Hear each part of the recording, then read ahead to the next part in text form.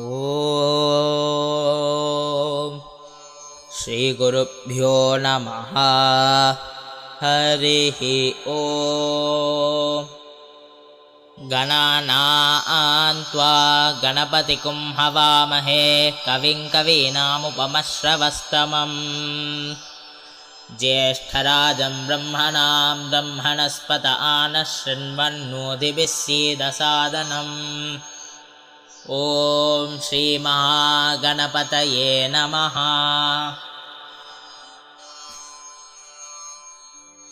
गुरुर्ब्रह्मा गुरुर्विष्णुर्गुरुर्देवो महेश्वरः। गुरुः साक्षात् परब्रह्म तस्मै श्रीगुरवे नमः। गुरवे सर्वलोकानां विशदे भवरोगिणां नितये सर्वविद्यानां श्रीदक्षिणामूर्तये नमः। सद्गुरुचरणारविन्दाभ्यां नमः। ॐ सहनाववतु सहनौ भुनक्तु सह वीर्यङ्करवावहै तेजस्विनावधीतमस्तु मा विद्विषावहै। ॐ शान्तिः शान्तिः शान्तिः। ब्रह्ममेतु मां मधुमेतु मां ब्रह्ममेव मधुमेतु मां यास्ते सोम प्रजावत्सोभिसो अहं दुष्स्वप्नहन्दुरुष्वः यास्ते सोमः प्राणागस्ताञ्जुहोमि त्रिसुपर्णमयाचितं ब्राह्मणाय दद्यात्। ब्रह्महत्यां वा एते घ्नन्ति ये ब्राह्मणास्त्रिसुपर्णं पठन्ति ते सोमं प्राप्नुवन्ति आसहस्रात् पङ्क्तिं पुनन्ति। ॐ ब्रह्ममेदया मधुमेदया ब्रह्ममेव मधुमेदया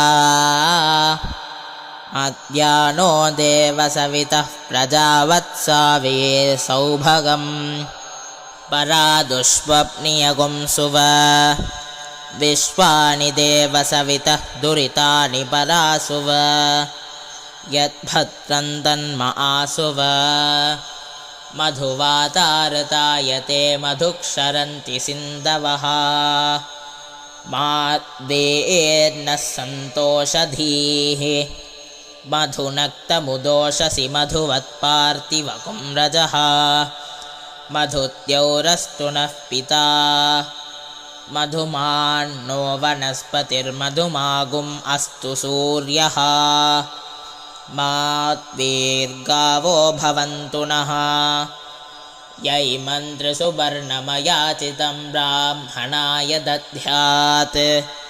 भ्रूणहत्यां वा एते घ्नन्ति ये ब्राह्मणास्त्रिसुपर्णं पठन्ति ते सोमं प्राप्नुवन्ति आसहस्रात् पङ्क्तिं पुनन्ति। ॐ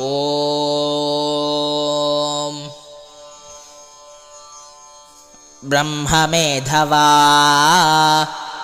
मधुमेधवा ब्रह्ममेव मधुमेधवा ब्रह्मादेवानां पदवीः कवीनां ऋषिर्विप्राणां महिषो मृगाणां श्येनो गृध्राणागुस्वदितिर्वनानागुं सोमः पवित्रमत्येतिरेभन् हगुंसः शुचिषत्वसुरन्तरिक्षसद्धोता वेदिशदतिथिर्दुरो नशत् नृषत्परसदृतसत्व्योमसदब्जा गोजाऋतजा अत्र्यजाऋतं बृहत् रुचेत्वा समित्स्रवन्ति सवितो रथेन आह अन्तर्हृदा मनसा पूयमानाः घृतस्य धारा अभिचाकशीमि हिरण्ययो वेतसो मध्य आसाम् तस्मिन् सुपर्णो मधुकृत्कुलायि भजन्नास्ते मधुदेवताभ्यः तस्यासते हरयः सप्ततीरे स्वधान्दुहानामृतस्य धारा य इमं त्रिसुवर्णमयाचितं ब्राह्मणाय दद्यात् वीरहत्यां वा एते घ्नन्ति ये ब्राह्मणास्त्रिसुवर्णं पठन्ति ते सोमं प्राप्नुवन्ति आसहस्रात् पङ्क्तिं पुनन्ति ॐ सहनाववतु सहनौ भुनक्तु सह वीर्यङ्करवावहै तेजस्विनावधीतमस्तु मा विद्विषावहै